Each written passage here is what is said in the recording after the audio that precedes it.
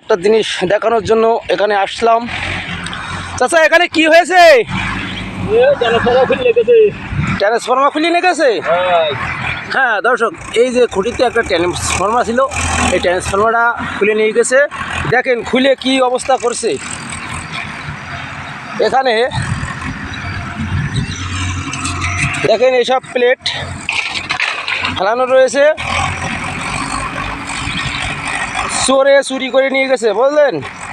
আপনারা অবশ্যই সতর্ক থাকবেন যাতে কোনো সময় ট্রান্সফর্মার চুরি না করতে পারে, সেই সতর্ক আপনাদের জন্য।